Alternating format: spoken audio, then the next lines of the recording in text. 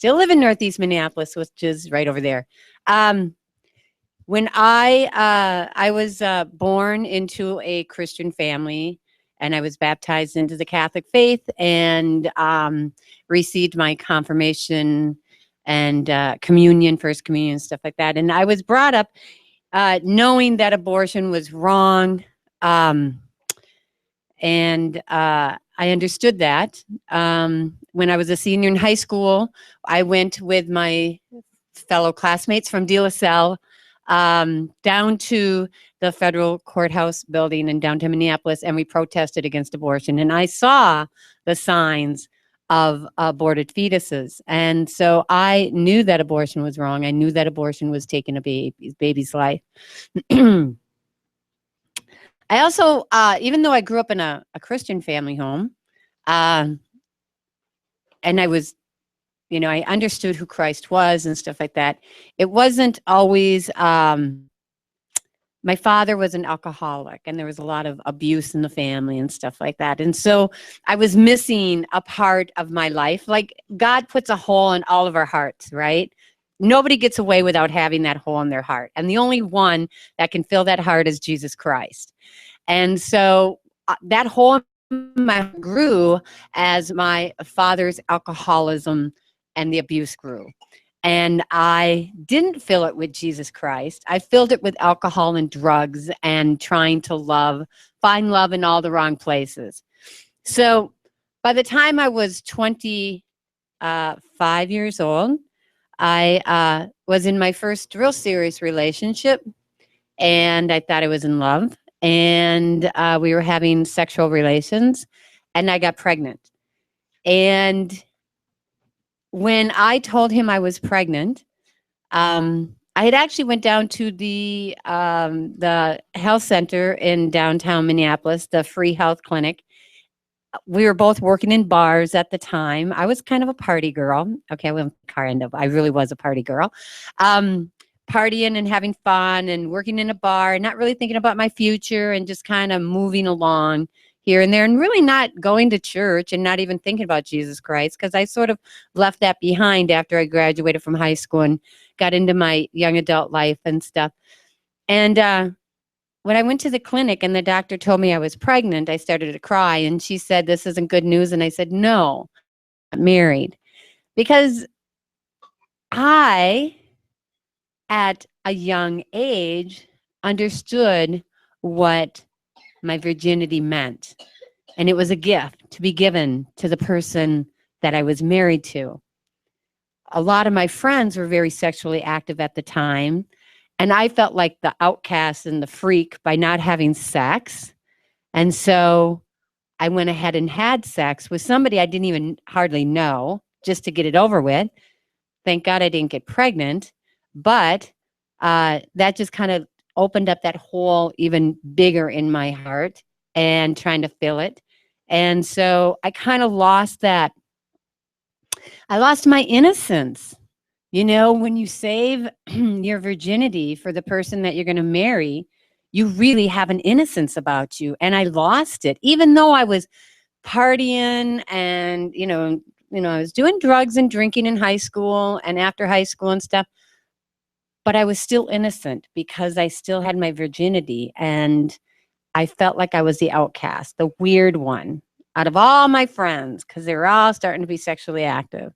And so in order to conquer that feeling, I met somebody and had sex with him, and I never saw him again. But then a few years later, I got into a relationship with this man, and I thought I was in love, and we got pregnant. And now I'm finding myself at the clinic in downtown Minneapolis, and the doctor is telling me I'm pregnant, and I'm saying this isn't good, and I'm not married. And the only reference or resources that she gives me is the abortion clinic down the street. She says, "Why don't you give them a call?" and handed me their phone number. I walked out that day. I didn't know about pregnancy centers. At the time, there were pregnancy centers, but you didn't hear much about them, and in my circle of friends. And so what happened was I went home and I told my boyfriend, and he said, "I'm not ready to be a father." Well, I'm going to tell you guys this. Men, when you tell a woman, if you're having sex with her and you tell this woman you're not ready to be a father and she's pregnant, guess what? You have already abandoned her. You have already abandoned her. What ends up happening when a woman hears, when she's in a crisis and she hears you're not ready to help her and be with her, you've abandoned her. And that's what happened to me. My boyfriend was no longer that knight in shining armor. He became my abandonment, which was a part of my childhood from my father, that hole in my heart. And so I was scared. And I always say that it may be a car, a truck, the bus, a taxi, your own 2 feet that will get you to the abortion clinic, but it's fear that will drive you there. And the father of fear is Satan, and he is very much alive and well in a crisis pregnancy, because there is fear, and he is feeding on that fear, and he is telling in your head, you can't do this. You can't be by yourself. You can't continue on with this pregnancy. You'll never make it. And that's what I was hearing inside my head as my boyfriend was telling me he wasn't ready to be a father. And that he told me it was my choice. And we went back and forth a few times, back and forth, and was not really taking, I couldn't make that decision. It was scary. It was very scary. And we waited a long time. I found out I was pregnant when about in September, and I had that abortion in November. And you saw up here the development of a baby. I was pretty far along. I was starting to show, and so he went with me to the abortion clinic, and it was a packed house, standing room only, and he was the only guy there. And for some reason, I felt I was lucky because he was the only one there. And so then somebody came in, 2 women came in, and one had a brand new baby with her. And I was like, oh my gosh, somebody get her out of here. And there was this packed room of women waiting to have abortions. Well, they called my name, and in I went for the counseling session. And it wasn't much of a counseling session. And they just told me, asked me why I was having the abortion. And I said, because I'm on drugs. And that was a good excuse. I mean, I was doing some drugs, but it wasn't like I couldn't stop. And it wasn't like I wouldn't be able to stop. And it wasn't like I wouldn't be able to, allow that baby to live. But it was a good excuse in my mind, because when you're in fear, an excuse is an excuse. And the darkness overtakes you, and you don't see any light at the end of the tunnel. And you walk into that abortion clinic with blinders on because you don't want to look right and you don't want to look left. You just want to go straight ahead. And it's the fear that takes over. And it's the fear that drives you, as I've said. So when I got into the abortionist room, I got up on the table, looking up into the heavens. I looked up to God and I said, God, forgive me for what I'm about to do, with tears coming down my face. The abortionist came in. There was a woman standing next to me, and she held my hand. And I remember the sound of the machine, the suction machine, and I remember the feeling. They told me it wouldn't be very painful, and that it would be like a bad cramp from a period. I know, boys, guys, you're not going to know what that means, but some of you girls are going to know exactly what I'm talking about. And I had really bad period cramps where I would double over in pain and be rushed to the hospital because of it. And so anyhow, it was worse than that. It was much worse than that. And I started to faint, and I started shaking. When I heard the suction, and I could feel the suction, and I knew my baby was being ripped out of me piece by piece, limb by limb. And I said, stop, you have to stop. I'm going to faint. I'm going to pass out. You have to stop. You have to stop. And the doctor stopped, and he looked at her, the woman who was holding my hand, and he yelled at her, and he said to her, keep her awake. You have to keep her awake. And he yelled at me. He said, you can't do this. We can't stop this right now. You have to stay awake. And he was yelling at me. I mean, this was not a nice man. This was a person who was murdering my child, and he was upset that he had to stop in the middle of the process of ripping my baby apart because he needed to get to the next room where there was another woman. Remember, I told you that room was standing room only, and he had a busy day, and I was in his way of him moving on. And if I passed out and they couldn't finish it, I was a problem. I was a problem my whole life growing up. My father was an alcoholic. I was the problem. My siblings were the problem. My mother was the problem. I didn't want to be the problem for the abortionist. I didn't want this woman who was standing next to me holding my hands to get in trouble. So what I did is I concentrated on her, and I looked up at her, and I just looked at her, and I was taking care of her. I was feeling obligated to take care of her while my baby was being murdered in my womb so that the doctor wouldn't be mad at me and at her so he could move on to the next room to murder more babies. It was sick. It's sick. It's so twisted. It's so against God's love. What happens in an abortionist room? What happens during an abortion is murder. And it's the most innocent child. The most innocent of life is being ripped out of you.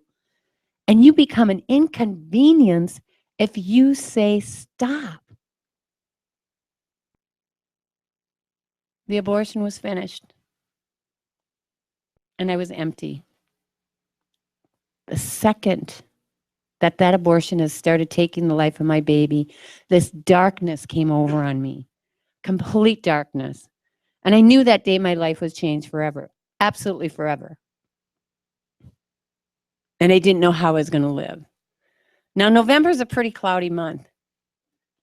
That day, before I had the abortion, was going to be the day that I honestly felt any kind of sense of sunshine in my world. 12 years later, after that abortion, there might have been sunshine, and I might have been laughing and having fun and being out in the sun, but my soul had been changed forever. To the depths of my soul, I didn't even understand what had happened, but something changed in me forever. When that baby died, something of my own self died. And I was in the recovery room looking out the window thinking there's never, ever going to be another sunny day in my life. This is it. I'm going to live in gray for the rest of my life. Different shades of gray, but never sunshine ever again. Never joy, never feeling like this was fun to be alive. And I suffered for 12 years of incredible pain. I ended up spiraling down into the abyss of drug use, and I started smoking crack cocaine. So the excuse that I used to murder my own child, that I was on drugs, I ended up going down into that abyss. And I ended up not selling my body, but I sold my personality. I sold my soul for those drugs. I'm a funny person. And when I'm on and I'm funny, people laugh, and I like to make people laugh. And I knew people who had the drugs, and I knew that I could entertain them and make them laugh, and they'd want me to be around them. So then they would give me the pipe. They would give me the drugs. I didn't have to buy any. It was always free for me. And then one day I went, I need to get out of here. I need to quit this. This is crazy. I was going around the house. I was living with my boyfriend practically. And I'm going through the drawers looking for pipes that have residue, drugs residues in it, cocaine residue in it, so I could smoke it, so I could get high. I thought, this is crazy. This is not my life. This is not how I wanted my life to be. Through my through my boyfriend, I had met some of his friends from high school that moved down to the Virgin Islands like every winter. There is places other than Minnesota to live in the wintertime where it's nice and warm. And one of them is St. Thomas Virgin Islands. You don't have to freeze all the time. So I called her up, one of the gals up, and I said, I'd like to come down. She had invited me down, and she said, okay, well, we'll make room for you at the house. So I called up a friend, and I said, and this is in July, and I said, hey, Jenny, do you want to move to the Virgin Islands for the winter? And she goes, I don't know. Let me think about it. I said, I don't, you can think about it you want. I'm getting out of here. I'm out of here. And 15 minutes later, she called me back, and she said, okay, let's go. December 2nd, I'm going to age myself here. 1984, December 2nd, 1984 was the last time I did any drugs. I had a going away party, and friends brought cocaine, and I snorted up cocaine, and I smoked a little pot, and I drank a lot of beer. And the next day, I drove down in a van with my friend Jenny and her boyfriend, and we went to Key West, and then I took a bus up to Miami, and I took a one-way ticket to St. Thomas Virgin Islands. Got to my friend's house, and I lived there for 6 months, and it was amazing. And it was God putting his hand on my shoulder and guiding me the whole way. I had never seen beauty like that before. I'm from Minnesota, I'm like, oh my gosh, it's like, it was like really cold. Look, check out 1985. The winter of 1985 was a cold winter. And I'm down in the Virgin Islands swimming in beautiful, beautiful water and seeing incredible sights. And I'm just like, oh my gosh, this is awesome. But I will never forget the first time I went snorkeling. I've never been in the ocean before. I've never swam in the ocean before, right? So I've got my snorkel gear on. We had went over to the island of St. John, which is called the Island of Love. And I got my snorkel gear on, and I'm talking to God. Now, I'm not really back into my faith with God, but I'm like talking to him. I always felt like, okay, I'm going to talk to you now. Yeah, I know you're not always there, but right now I feel you because I'm looking at this beauty, this mountain, and I'm in this beautiful blue water. And how could I not but feel God's presence at that time? Because I was seeing his beauty, what he created. And I had my snorkel gear on, and I had the mask on, and here's the water, just like this. Here's the water level, right? My hand, right? And I'm looking at the mountains, and I'm looking at this beautiful blue sky and the beautiful water, and I'm talking to God, and I'm like, God, today I'm going to see something completely different. Today something's going to change in my life. And I don't know what it's going to be, but something's going to change. And I just know that you created this. Now, this is just a year after my abortion that this happened, that I was down in St. Thomas. And I put my face, I wanted that moment to be me and God, to me to be in his creation and be absorbed by it and be in the presence of God in this beauty. And I put my face down into that water, and I went, what? Wow, my gosh, that's so cool, God. That is so cool. Oh my God, look at those fish. Look at those fish. Oh, that's an octopus. I know that's an octopus down there. Oh my God, look at his eye. His eye is going like this. Oh my gosh, the coral was amazing. The water, the sand, the colors was amazing. And I just felt God's love and everything. And I was just like, oh my gosh, this is so awesome. Thank you, God. Thank you so much. And my journey on the islands down there, my goal was to go to a new beach every day. Not a nude beach, a new beach every day. And I did. I visited all these beaches, and it was so incredible. It was just so amazing to go to all these different beaches and experiencing God's warmth and love. And I always tell people, I love water. I love to swim. And I think I must have been a really happy baby in the womb. I must have really loved being in the womb because I just love being in water and in salt water. In the ocean. Who can beat that, right? So I'm down there for 6 months, and my boyfriend comes down, and I tell him no drugs, and he brings down drugs, and I find the drugs, and I put him in the toilet, and he sleeps for the 2 weeks he's down there because he's withdrawing and stuff. I didn't know this, but he was shooting up when I was here down there, and he was up here. I moved back here. I moved in with him because did I love him? Twisted? Yes, it was a twisted love. But I loved him really out of obligation because we committed the crime together. We created that child and we chose to abort that baby together.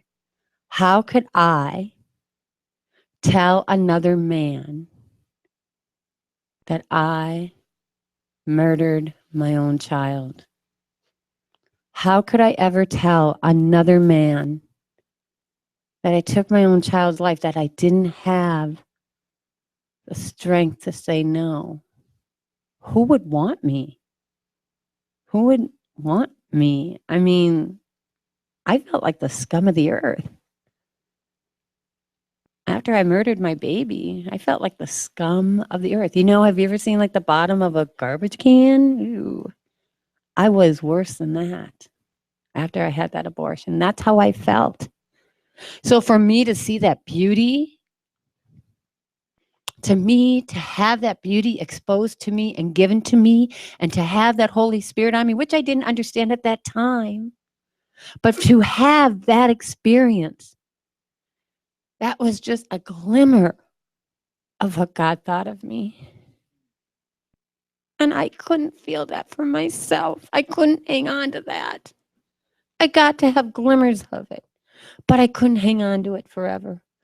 I just knew it wasn't real. I just, this isn't real. I'm going to have to live in this darkness. But there was always a little glimmers of hope. But I didn't know it as hope.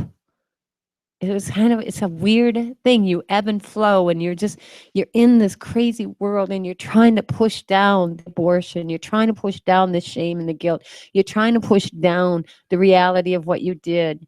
A friend of mine described it as like a beach ball in the water.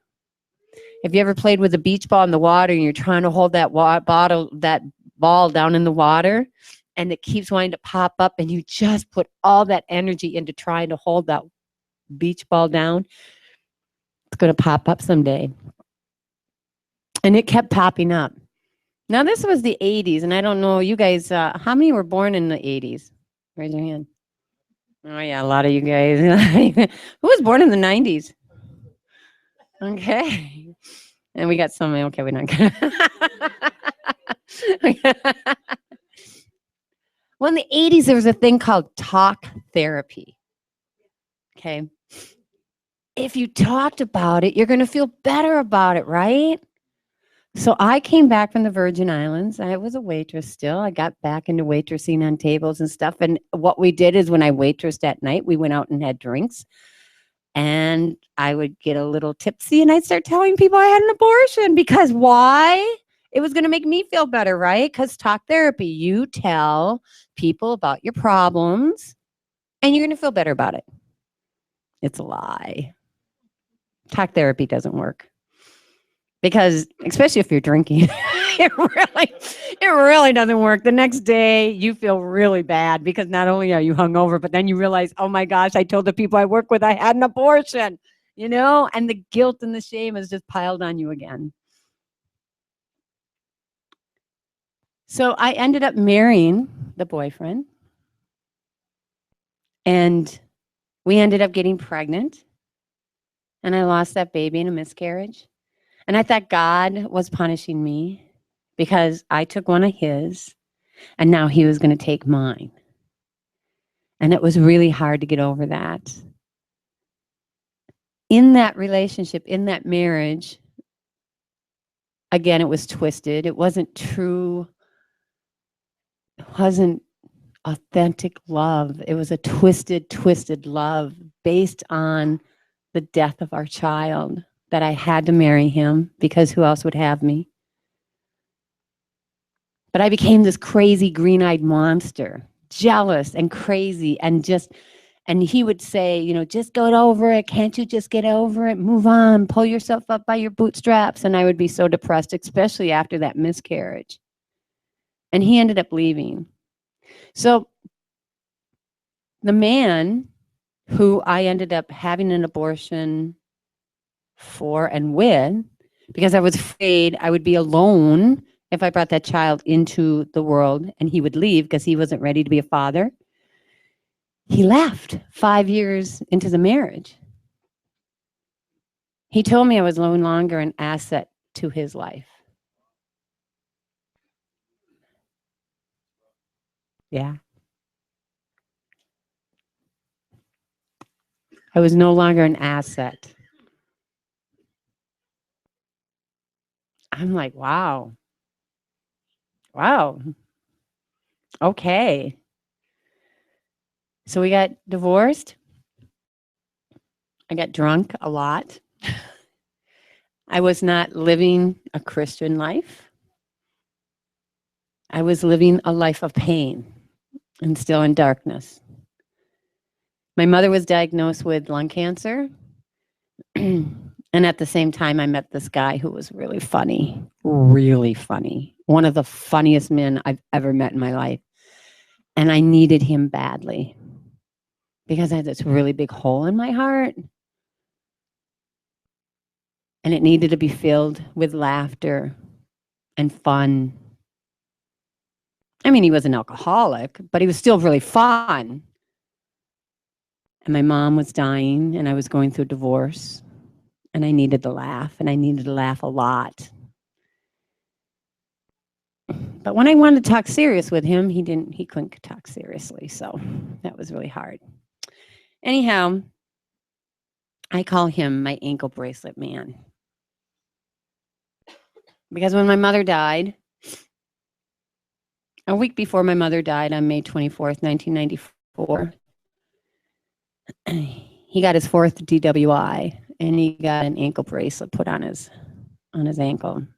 Not silver, not gold. Nope, it's good old black plastic. And he was house monitored, and he went to my mother's funeral with me because during the day he could say he was at work, and he went to the funeral with me. And on the way to the funeral, he told me that I would have to help him get through that funeral. And I looked at him and I said, this is my mother's funeral, man. I mean, I was like, okay, I can't handle this guy anymore. This is too weird. Something's going on here. I'm going to back up a little bit. May 24th, 1994, my mother passed away. 6 months prior to that, I cut the cord niece as she was born. So I saw life come into the world, and 6 months later, I saw life go out of the world. I saw my niece being born, and I saw my mother die. May 24th, 1994, I have Father Simonson from St. Clement's Church, our church in Northeast Minneapolis, standing next to me here. We're at my brother's house. My mother's in her deathbed. My family's all around. My youngest brother is holding my mom's hand and says the Our Father with her, and all of us started praying. And my mom sat up as well as she could and prayed the Our Father with us and laid back down and died. And when she died, this wind went through me. And I went, wow, I think I need to go back to church. And I almost said to the priest, did you just tell me to go back to church? Because, man, I just need to go back to church. I just know I need to go back to church. Also, before this time, it was a week prior before my mom died. It was arbitration for my divorce, my first arbitration, and a week after my mom died was the second arbitration of my divorce, and we had been separated for 2 years. That's just some details in there.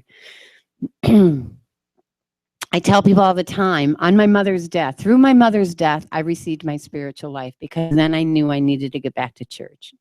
My life changed. It was instantly changed. At the moment she lost her life. Her body died. The minute her body died, my soul awakened to its spiritual life. And I searched and I went back to church. And I started going back to church, slowly but surely. And I said to God, God, I don't want the life that you have for Susan Johnson, and I don't want the life that you have for Mary Smith. I want the life that you had planned for me, because obviously the life I planned didn't work out very well. Look at me, I'm a mess. You know, this isn't working out very well, and I want something that's going to work now. And I think you got the plan. You know, you got the plan, God, not me. I can't do this, right? So I'm searching and I'm searching and I'm flat on my face. I give up my will. I said, God, I give up my will. I'm done. I am done. I give up my will. I can't do this anymore. You know, for sometimes these things like go wow and boom and things just happen. It's like, wow, that's different. Woo, here I am on this way, you know. And then there's the ebb and flow of life, and it's an up and down ride. My world was an up and down ride with some woo, wow, how did that happen? So I'm on this journey and I become homeless now. I was house sitting for some friends. They were getting divorced. My friend said I had to move out and I had to find a place to live. I couldn't go live at my father's house because he was still drinking. And now he's even drinking more because my mother's passed away. So then I caught my friend. No, what happens, David, ankle bracelet man, says, you can come and live with me. I said, okay, I will, temporarily. You know, temporarily I'll live there. You know, I'm still searching. I'm a baby Christian now. I mean, I'm just barely crawling, you know, and I'm like, I thinking this is okay, right, God? Can I go live with this man? You know, I need a place to live, God. Can I go live with him? Can I please? So I did. And that was the word. God was like, no. What are you talking about? That's not what I had planned for you. I tested him over and over and over again. I did. And so I called up my good friend, Susie. It was Halloween weekend. I called up Susie and I said, Susie, do you still have that couch? Because when my former husband and I separated, I called her and said, Susie, John and I are separating. She said, well, I have a couch. I said, I am not living on anybody's couch. I have been on my own all these years. I can handle this all by myself. Thank you very much. I'm not going to go live on anybody's couch. And God goes, oh, yeah, you are. Because you have to humble yourself. You have to humble yourself. You have to give up your will. You have to humble yourself. And when you humble yourself, the most amazing things happen. And so I called up Susie and I said, Susie, you still got that couch? And she said, yeah, come on over. So I moved out from David, moved onto her couch, and I was trying to find a place to live. You know, I knew I couldn't live there forever. You know, she had her own life going on. We were friends and stuff like that. But, you know, I mean, she had her own life. And she's like, you know, you got to find a place to live. And I'm like, I'm trying. I'm calling up all these roommate ads in the paper.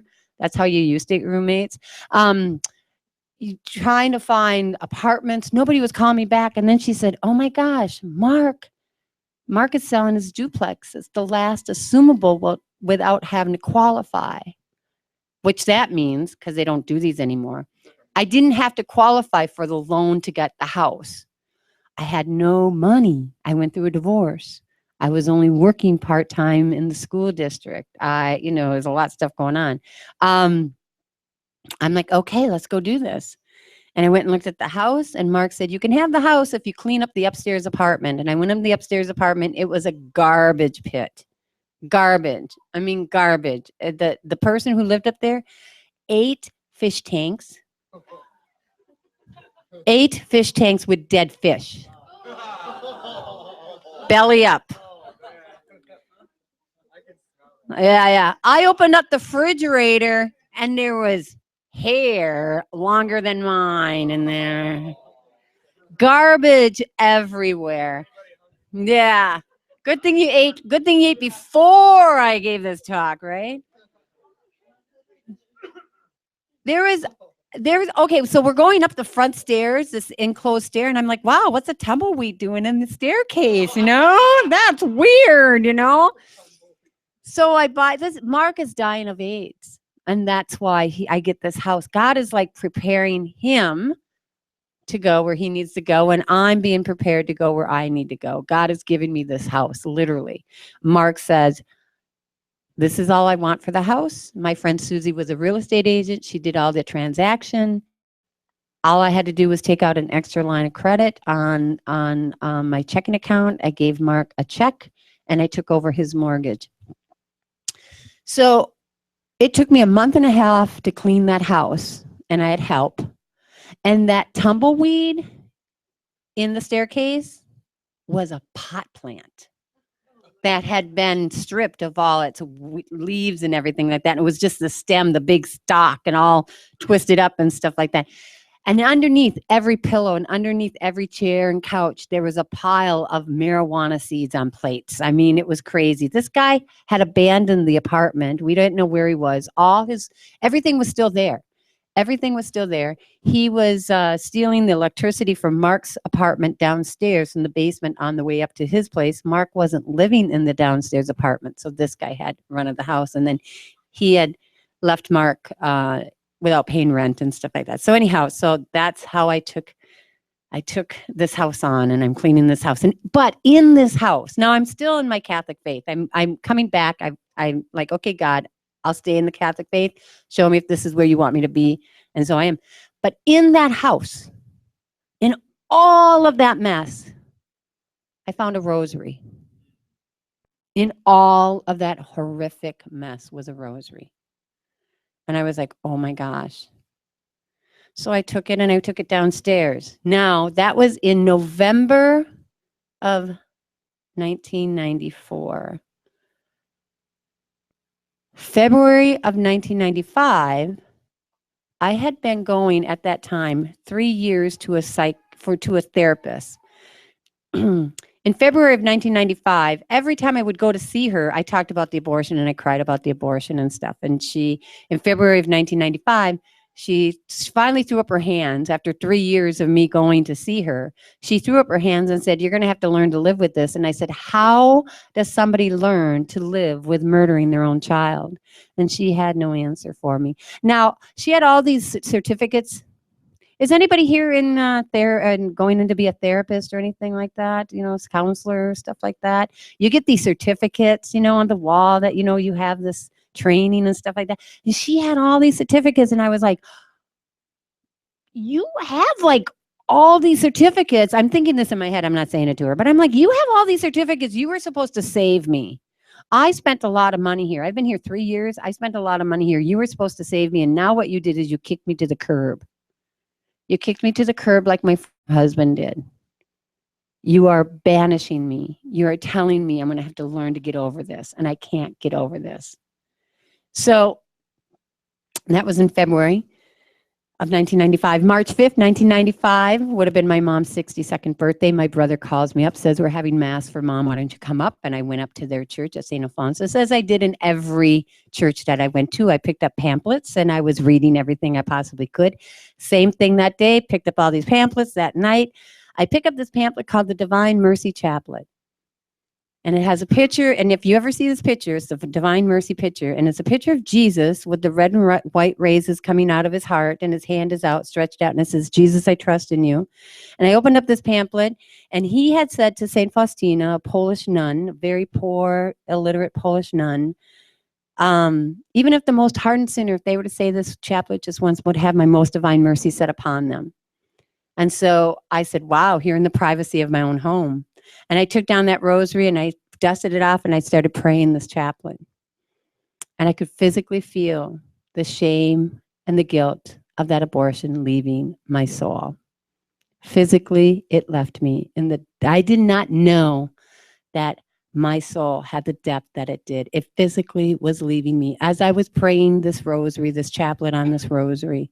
And I could feel this shame and guilt being lifted off of my soul. And it came into my heart, and it felt like this ball of something. And it came into my heart, and I said, God, am I going to die? And I'm all snotty, and I'm crying. I'm all wet because, you know, I've been in therapy for 3 years. I've cried a lot.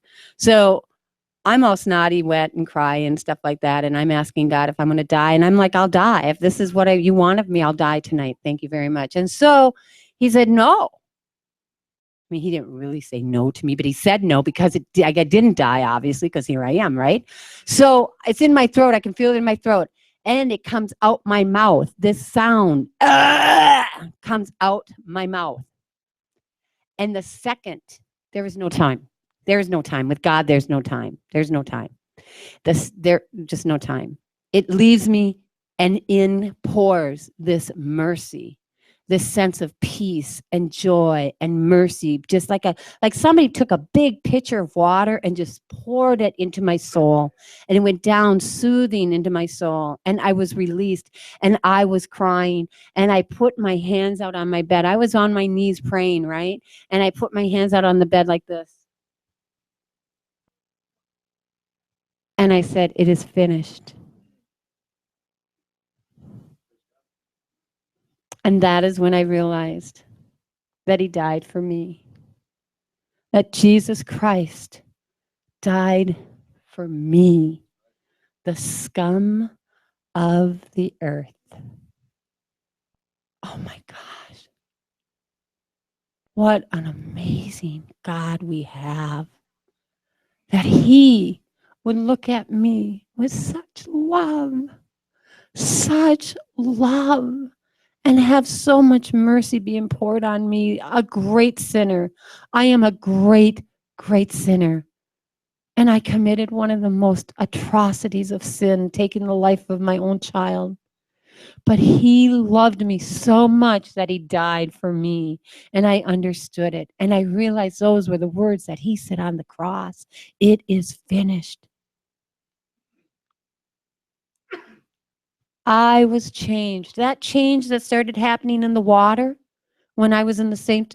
Virgin Island, in the Virgin Islands at St. John's, when I felt that sense, that little glimpse of hope, that little glimpse of joy, it has never left me. Ever since that night, March 5th, 1995, it has never left me. I have not felt, I've never, it's just, I don't have that depth. The shame and the guilt is gone forever. It's gone forever. That hole in my heart is filled with Jesus Christ. That is who saved me. That therapist didn't save me. She got a lot of money. I'm absolutely sure I made a few car payments for her and I helped her with her house payment. I'm absolutely sure of that.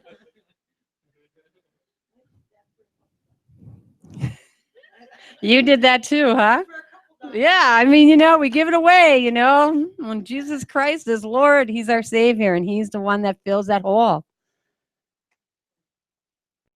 Just so happened that I happened to have an appointment with the therapist the next morning, and I happened to have an appointment with the priest right after that to talk about the annulment of my marriage.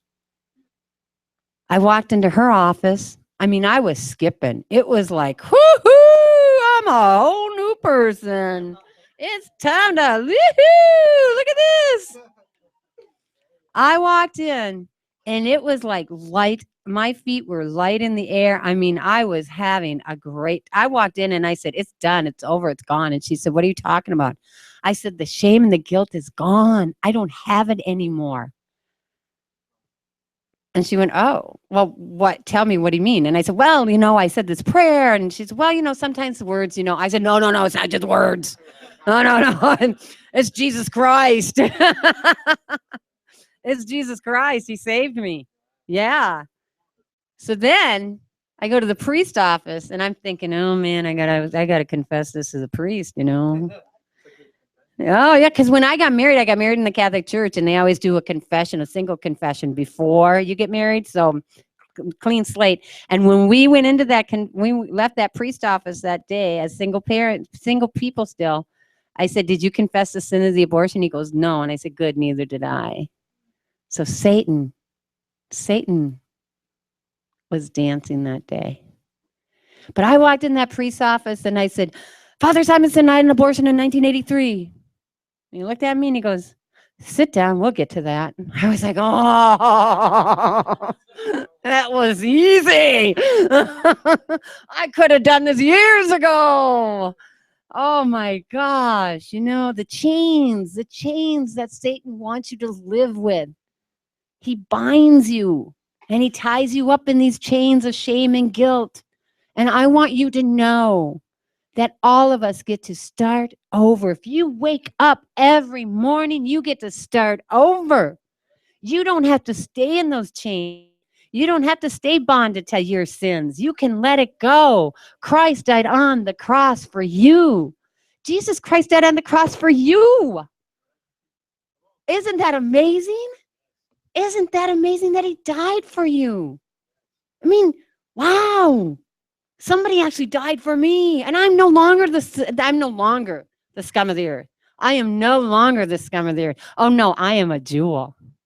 I'm a diamond. I shine for Jesus. I love Jesus Christ. He is my Lord and my Savior. And because he did that for me, I said to him, I will go where you want me to go, do what you want me to do, and say what you want me to say. And you know what? When you say that to God, guess what? He takes you up on that. 2002, I found myself at the state capitol on March 22nd, 2002, with this homemade sign. One side said, stop the lies, tell the truth, abortion hurts women. And the other sign says, the worst choice I made, abortion, stop it now. I went by myself to the March for Life, all by myself with this sign. And so, I was going to talk about those in a little bit. So that's okay. So she's revealing things. Okay. I need a new assistant.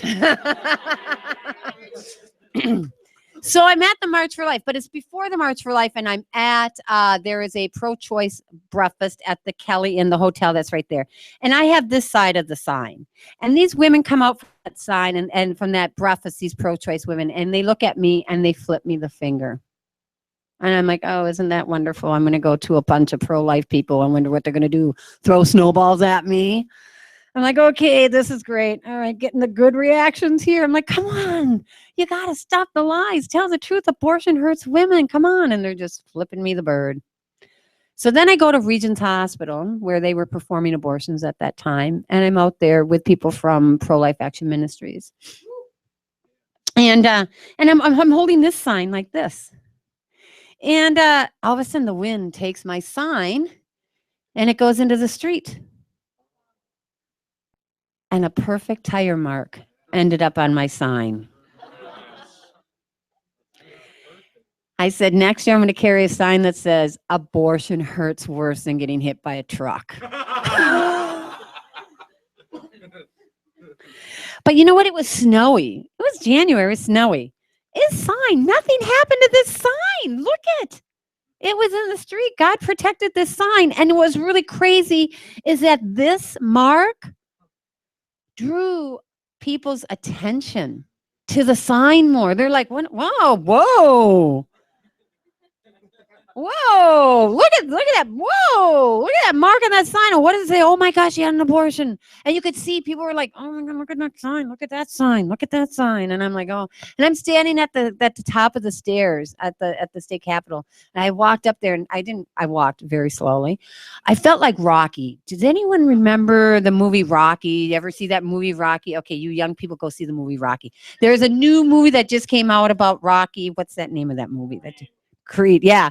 Creed, yeah.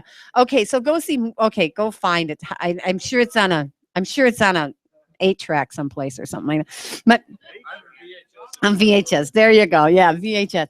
So anyhow, I walked up this and I was like, I felt the strength, this incredible strength carrying the sign. And have anybody been to the March for Life at the state capitol? And they played the bagpipes really loud. and it hits you like, oh, and I'm like, oh my gosh, this is incredible. I don't know if I can walk. And I got up to the stairs and I just stood there with this sign. And that's when I started looking at the crowd, and the crowd was like, oh, look at her sign. Look at that sign. I mean, it was the first time. It was the first time they ever had a sign like this at the March for Life, somebody admitting they had an abortion. And women were looking at me and crying and saying, thank you, thank you, thank you. People were coming up to me and thanking me for being there. And I was like, oh, there's no snowballs being thrown. This is nice. I like you people. You know, you're not judging me. I love that. So I was like one of the last. I'm usually the train. I'm like the caboose of the train. I'm usually the last one to leave any place I go. So I guess I'm staying here tonight. Um, but so anyhow, as I left there, this old man came up to me and he said, I'm going to pray for you. I'm going to pray for you. I said, you know what? Pray for the women that are coming forward, because next year there's going to be more of us. And he said, okay, I'll do that. Well, the next year I held this sign. I held this sign with 12 other women at the state capitol. There was 1,000 women across the United States holding these signs in 2003 in their own states with these signs, giving their testimonies. 100 women, I was one of them, that year went to the March for Life, and we gave our testimony in front of the Supreme Court House. And they're still doing that today. A bunch of my friends were there today giving their testimonies. Thousands and thousands of women, and now men are coming out and speaking out about the regret of their abortion. Abortionists are now coming out, and they have signs that say, I regret providing abortions. Siblings who have lost their siblings to abortion say, I regret losing my sibling to an abortion. People who have been conceived and raped are carrying signs that says, I was conceived in rape.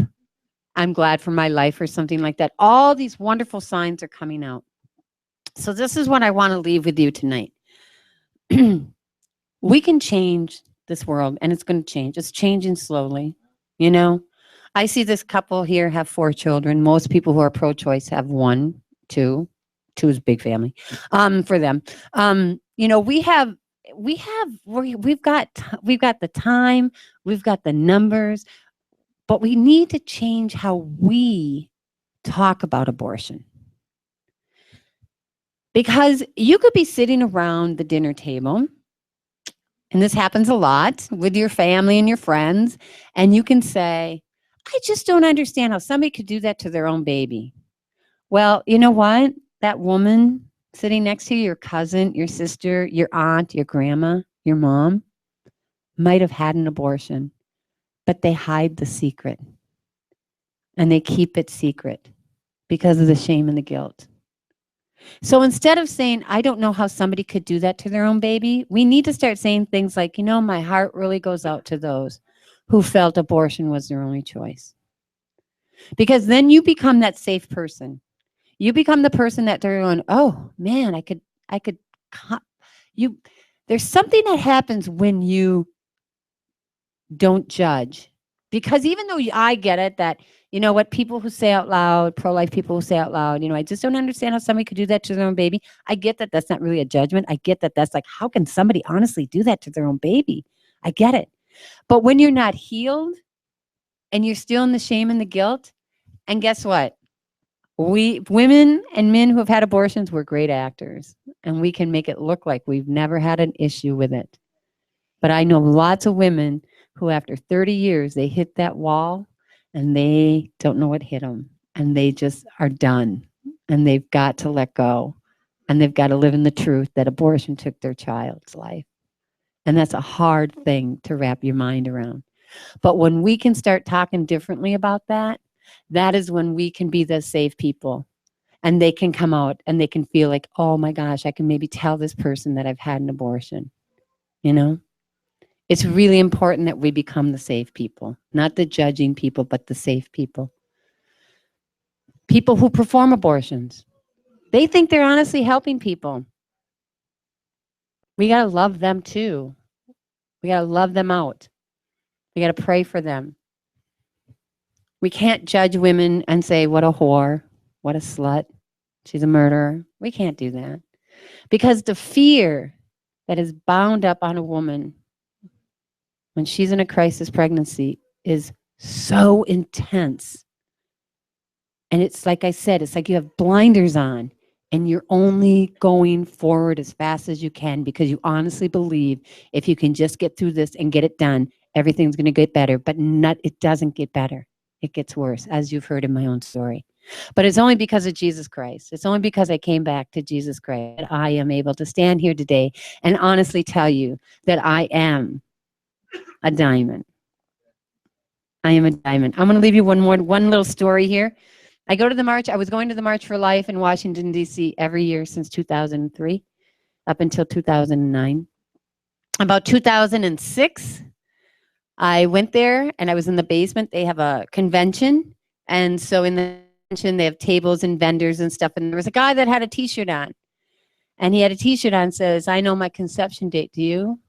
And he was selling greeting cards and stuff. And I went up to him and I said, hey, I'd like to know my conception date. And he goes, sure, when were you born? I said, February 12th. And he picked up this little wheel and he said, you were conceived on May 24th.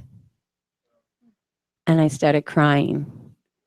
And he said, what would I do when I say? And I'm like, no, it's not you. That's just the day my mom died. My mom died on May 24th, and I always tell people, through my mother's death, I received my spiritual life. But what you're telling me today is my mom actually gave me life on that day. My mom gave me life on that day. Only God can set these kind of things up. I get healed on her birthday.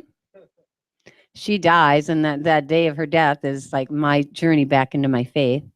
And I find out that I was actually conceived on that day. Only God can do that. So just trust that God has you in the palm of his hand. He knew you before he formed you. His plans are for your welfare, not for your woe. And that he loves you. He loves you so much today that he's willing to wait and bring you to become a better person tomorrow. I mean, he loves you so much. He loves you so much. He loves you so much today.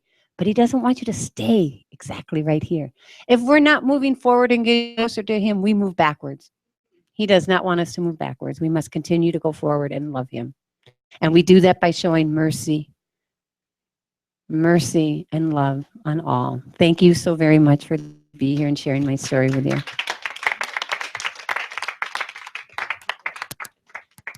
Can I ask you one question?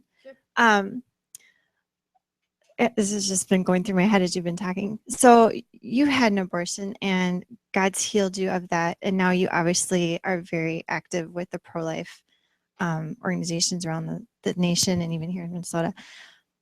You know, I think there's a lot of Christians who would say, don't speak out on abortion because you might shame a woman in doing so. Like by going to the state capitol, you might make them feel bad or feel shamed, and you should just talk to them privately. And you know, how would you explain that to people, especially within the church, who kind of push silence on the issue in the name of? Well, funny, because God is love. And if we don't speak of love, we don't speak of God. And to tell people that God doesn't want them to destroy the gift that he gave them, we need to be able to speak out. And you know, some people, you're right. I mean, some people are like, you're shaming. You know what? We're not shaming anybody. Shame does not come from the church. Shame comes from Satan. Shame comes from our own selves. You know, it's not a gift of God. You know, so we love, and we have to stand up in the truth and be unabashful about it. We have to be strong in the truth of what love is. And love is saying the truth. And the truth is abortion takes an innocent life, and it destroys a woman. It destroys a man. It destroys a father. We can't we can't allow the fear, because those people are being led by fear. So we have to say to them, are you being led by love, or are you being led by fear when you talk this way? That just came to me. I'm like, okay, we got to put it back onto them. Instead of them, us having to explain ourselves, we got to say to them, are you living out of fear, or is this out of love? Because really, it sounds like fear. And who is the father of fear? Is Satan. And if people are going to church, they understand that Satan is real, right? Does that help? Okay. Any other questions you might have for her? Okay. This is a full time for you as far as speaking? No, I have. I was diagnosed 3 years ago with late stage neurological Lyme's disease, and I'm very sick. Believe it or not, I know I look good. People go, "Wow, you're great," and I'm like, "Yeah, I know." I feel like, so I do what I can. I don't do much. I can't. I work in the school system, public school system. I have for 25 years.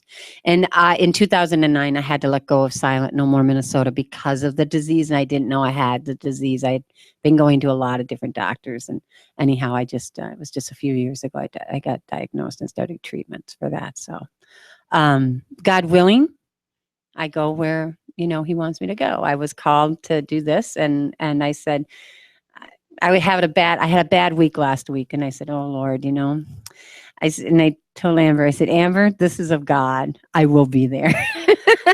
I will make it, and here I am. Yay, full of energy. Yeah, it's awesome." And so, just so people know, Silent No More is still here in Minnesota, though. Silent No More is Silent No More campaign is all around the world in different countries. It started here in the United States, and I started Silent No More Minnesota.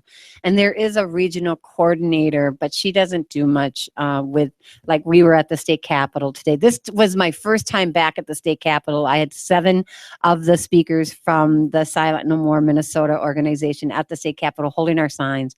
It was the first time since 2009 that I was back at the state capitol. So for the March for Life. So yeah, it's awesome. It was awesome to be back. Yeah. And it was so funny because I took half a day off from work. And so I had a hat on, a big scarf on. I'm like, I don't want anyone seeing me, but God willing, like I always say, God, if you want me to speak, I'll speak. And, I don't go out looking for it. If it comes my way, then I know it's of God. So. And so Silent No More is a organization that helps women who've been through abortions get the and stuff that they. Silent No More started as because women had been going through different organizations getting healing. We've been through Rachel's Vineyard, we've been through Path, there's all these different organizations, ministries that help women and men heal from abortion. So the Holy Spirit was moving us. One of the women who started the Silent No More in Washington, D.C., on the same day that I held this sign here in Minnesota, she held a homemade sign that said, I regret my abortion or something. It was her own homemade sign. And so I had called up Rachel's Vineyard founder, Dr. Teresa Burke, right after 2002, like a couple weeks after that, March. And I said, there's been a lot of women who have gone through healing. Don't you think there's something we can do and get together and speak like out in Washington? And she goes, that's a good idea. Why don't you do that? And I thought, well, it was just me at Minnesota, and I'm like, I don't know all these women. How are we going to get that together? And then I did a play. I'm an actress, and I did a play. I mean, if you can't tell, I am. And so I did this play. It's crazy because, okay, there's a lot of God stories in my world. Okay, so here I am. My mom dies. I'm in a play, and I can't. And my wind is out of my sail about acting. And so 7 years later, God tells me to look up the auditions in the Sunday paper 550 section.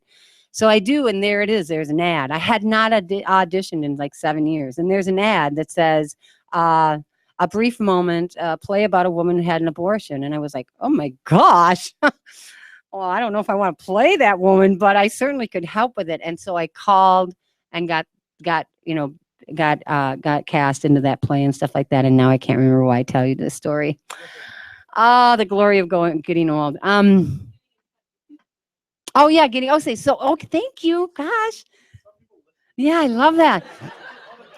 I love that. Yeah. I always tell, it's so funny because I always tell guys, whenever I do speak, I tell guys, don't worry, I'll get back to the beginning. I will. I try. Trust me.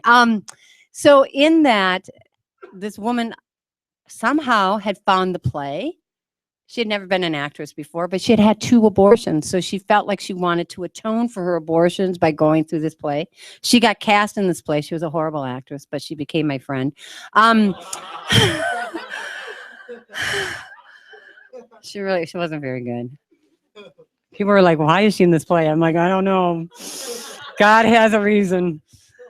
I mean, some people just, so I always say, you either are born with it or you get trained in it. And she didn't have the training. So anyhow, I mean, reality, right? Truth, right? I mean, not everybody's a good singer. You look at American Idol, hey, you're not going through. Not today, pal. Not. I'm giving you a good advice. Stop singing. So, anyhow, so I met her, and she and I became really good friends, and I helped her get into a healing group. And God just put me in her life, and I just gave her the information and stuff. And when she was ready, she called me. She said, "I'm ready." And so she got into that group. So then, Pro Life Action Ministries in their newsletter had a little ad for thing called Operation Outcry Silent No More, and they were collecting affidavits of women who had had abortions. So they got over 1,000 affidavits, and we got involved in that. And she said, oh my gosh, she was on a conference call, and she's like, oh my gosh, they're doing what we've been talking about doing, is getting women together and speaking. So that's how it all started. So it just kind of evolved into this big thing and everything. So it's a story after story after story.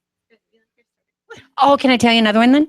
I'll tell you this one, because this one is just, this one is like unbelievable. This is like, and I love surprises, and God knows how much. If you love surprises, God will surprise you. He will just go for the joy. If he knows your joy button, he will give you that. He will give you so much in that. So anyhow, I worked in Minneapolis public schools. I'm not a licensed teacher, and I'm like, maybe I need to change a career. This a few years ago. Maybe I'll become a manager at McDonald's. I don't know. I mean, what was I thinking? So,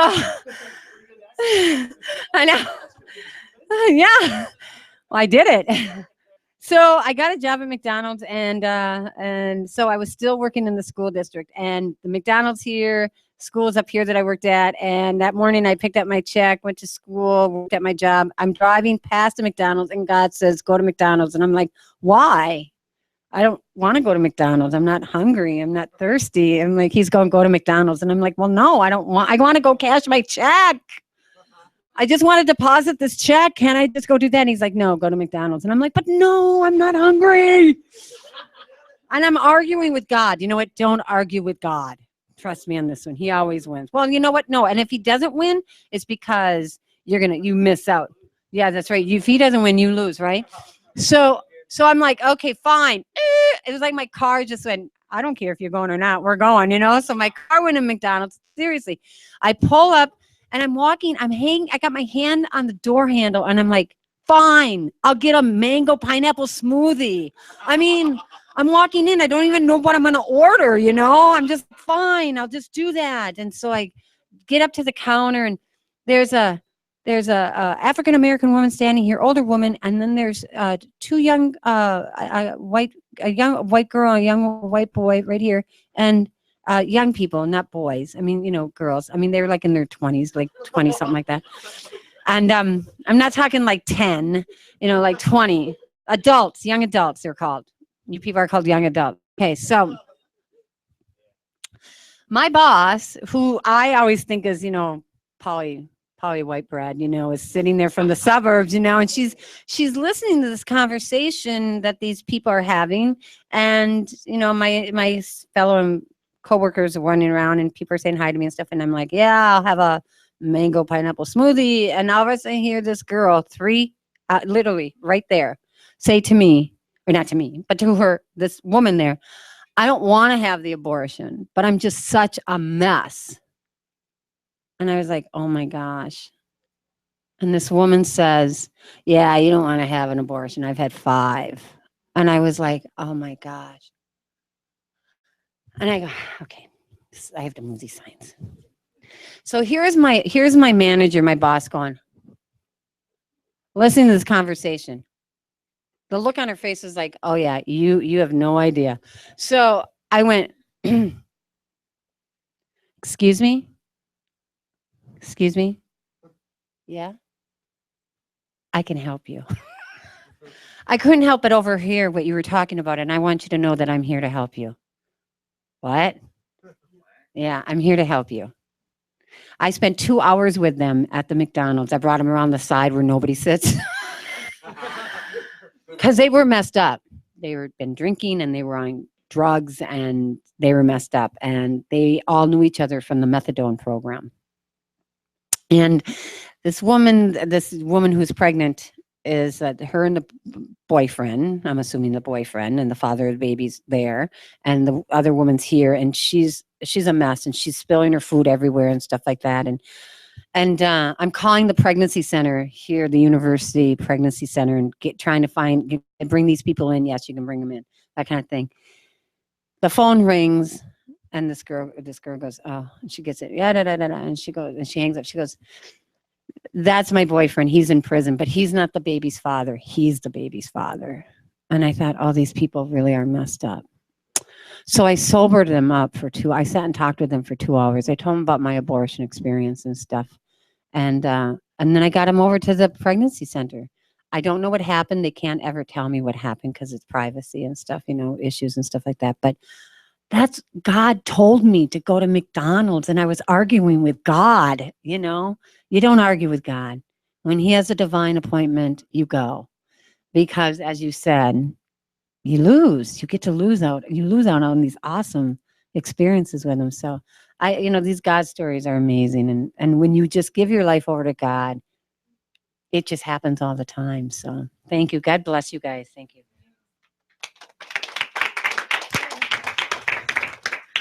Did we have anything else? I guess that concludes our evening then. Anybody else have any questions? Yeah.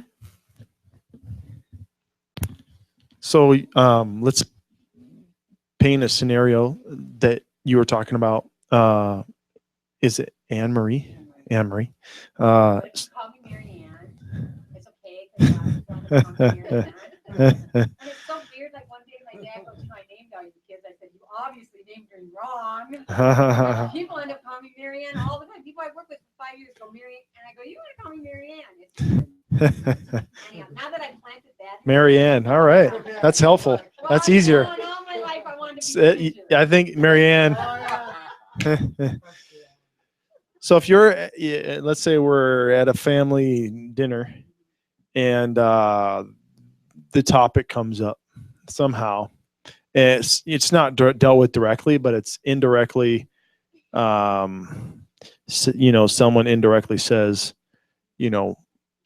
basically that's a viable option, abortion. It's subtle, but it's clear that everyone understands what they're talking about. So there's young women, young men, old women, old men, et cetera, and middle-aged. And so how would you respond to that, knowing that, we're accountable to take opportunity and not let that settle, not let that be the truth claim that rules the day, and be compassionate to the women there. Okay, well, I always say, well, what makes you think that? Because then that gives them, they have to explain their belief. You always put it back on them. What makes you say that? What makes you believe that? I mean, what is it? Your own personal experience? I mean, you have to always put it back on them. We want to be on the offense, not on the defense on that. Always give it back to them and have them explain their thoughts. And then you can take it to the next level then with them. And then they can go, well, because, because a woman has a right to her own body. Well, wait a minute. Is it her own body? I mean, help me understand what you're meaning by her own body. So, because my understanding, it's not her own body. It's a separate body. So you can go into the science of stuff. Your DNA is created. I mean, that I'm pretty sure that was one of the questions up here. Thanks tonight. Your DNA is your own separate DNA. So, and isn't that scientifically tells us that we're our own separate human being? So you got to break it down. But I would always, if somebody says that, put it back on them. Say, what is it that you believe about that? Why do you believe that? Because then they have to explain themselves.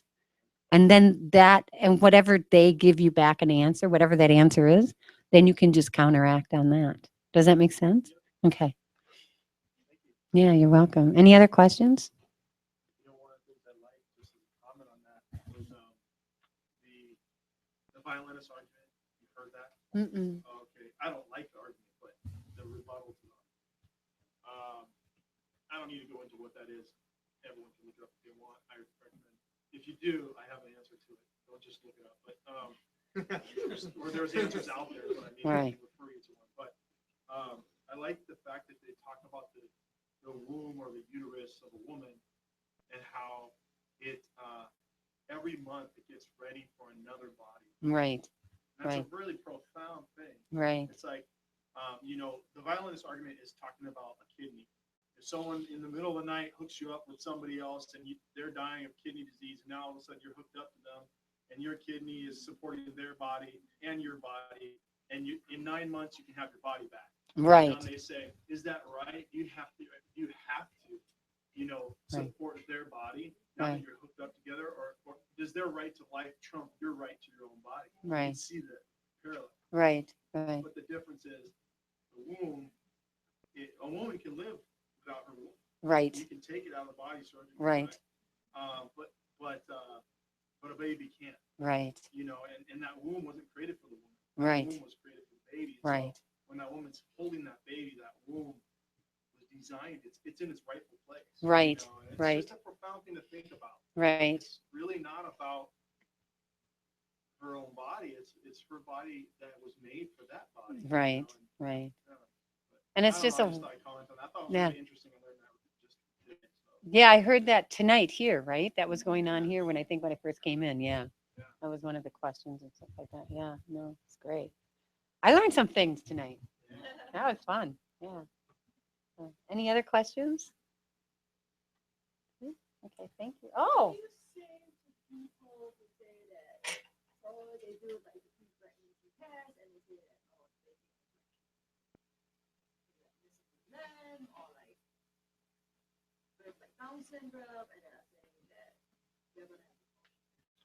Okay, she's asking if the baby has some deformity and has been shown, and the doctors are suggesting an abortion, and it happens a lot.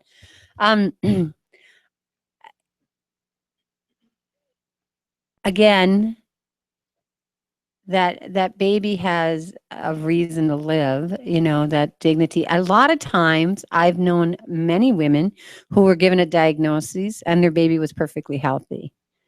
So we can't always trust what the doctor says and what the technology says. We have to you can't just trust that. I think it's hard. I think I know the president of Prenatal Partners for Life, Marie Cosgrove. Her son Peter was diagnosed in utero with I can't remember what it was. Anyhow, he died a few years ago. And because of him, she started this ministry where she helped other parents who were given a diagnosis of that in their pregnancy and help them to bring that pregnancy to fruition and have that child born. And so what what she always says is that, the miracle of that life is, even though that life isn't what they expected it to be, is still a life, and it's going to change the world. Every life changes the world. My miscarriage changed me, changed the world. So if it changes me, it's going to change the world.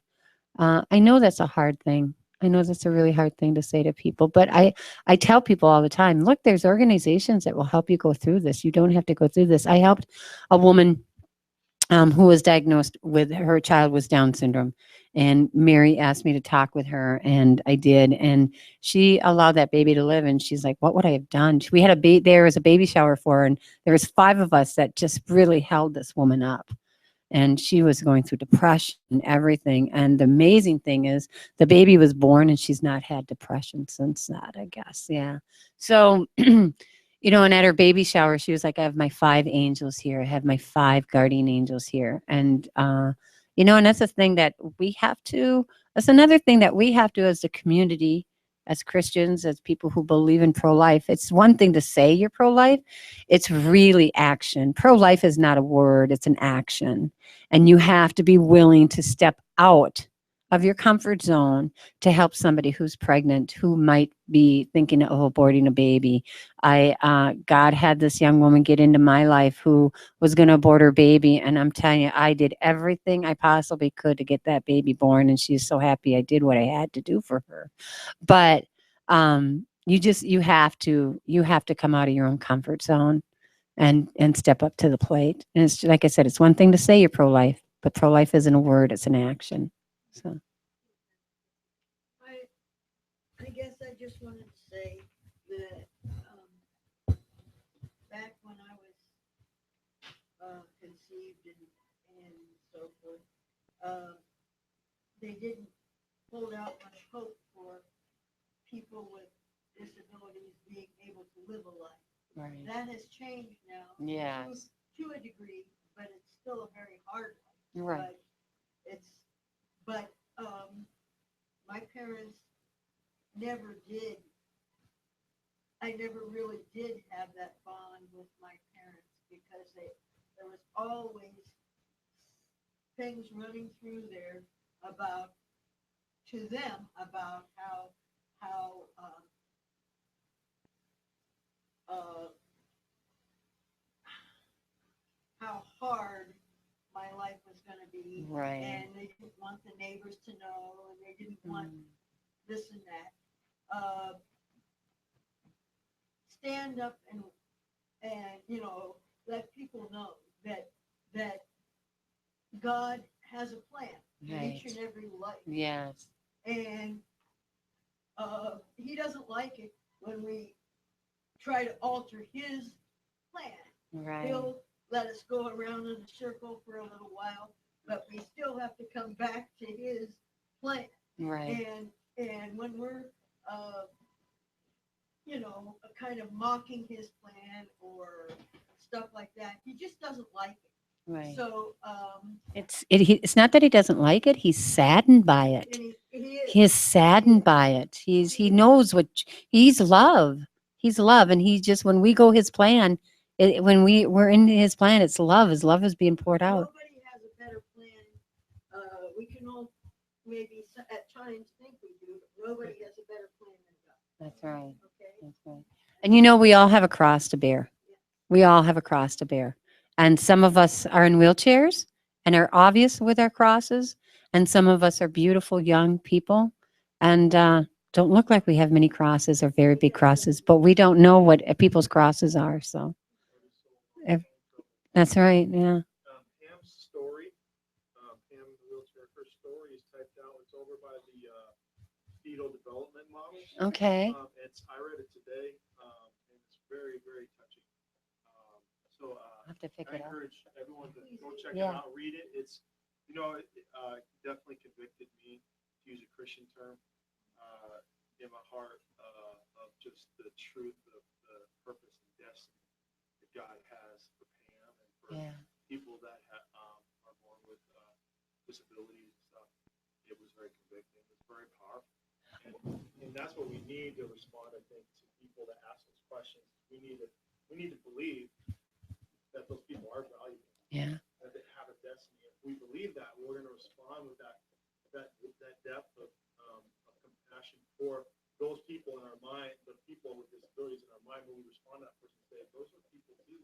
They Right. have a destiny from God, and that story will help. Yeah. And will help too. That's She's a why nice woman to talk to. I wrote it, because they have had some struggles and so forth like that.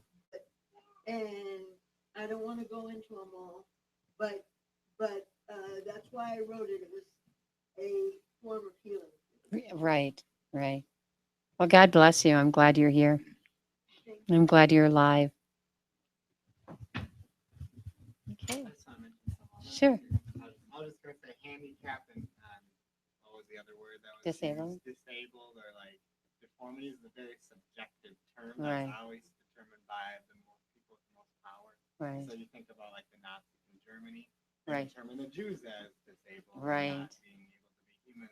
I Right. mean that's a common example, but all throughout history you see where the people with the power are the ones who determine these are the disabled, these are the better people. Right. And when you get that pick and choose, the world gets nasty. Crazy. Evil comes Mhm. out of it, like, Mhm. big time. Yeah. You're Whenever right. we try to play God, that's when we turn into like Satan. Because Yep. that's what he wanted to do. Yeah. Well, we do his work, don't we? I mean, we get to choose whose work we're going to do, God's work or Satan's work, Yeah, you because can't- Satan is very much alive. He's very much alive in this world. Yes. So one of the things you mentioned in your own story was the thought going through your mind of drug use. And I've seen a couple babies born that had mothers who were using drugs. But if someone were to say that to you, like, well, what about a mother what would you tell them now about that idea? Well, I would, a baby can be born addicted, but a baby can come out of that Right. addiction too, So there's a miracle, I mean, there's no reason to Right. take a life of a child in the womb. There's none. Not even at the risk of the mother's life, because those are very rare. That's a very rare thing. And so, and I'm coming from my own Catholic perspective, is that when how they look at it as the intent, you don't intend to take that child's life if you're trying to help the mother. Something like if a two-wheeler pregnancy, some people think they can't have a tube, they can't take the tube because it's a live baby in there. Well, that tube is going to burst open and kill the mother and the child. So the intention is not to kill the baby. The intention is to take that tube out. And it just happens to be that the baby is there and the baby's going to die. But the intention is not to kill the baby. So it's about what the intention is. Basically like a casualty of war is how I look at it, or an accident. You get in a car accident, you have a passenger there and car's crushed. First responder arrives. First responder gets there, can get you out. The gas tank is ignited and is starting to burn. They can't get that other person out because the door's crushed in and they're stuck. Yeah. So you save the person that you can save, and it's The intent is not thing. The intent right. is not to kill the other person, right. But the intent is to save as many lives as you can possibly save. Right. And someday we'll invent technology that can save an ectopic pregnancy. Right. Someday. Yeah. It just doesn't exist yet. Well, you are the civil engineer. So Oh, I'm never wrong. Oh. I was like, how did you do that? Where's it on? Shut Shut up. up. She got a problem. Knowledge. What knowledge? I read. Oh, so what's knowledge? That's a word of knowledge. Yeah, right there. that's right. Well, thank you all. Yeah, thank you so much. And there's plenty of food guys left and anything else they gave to give you that too. So. Great.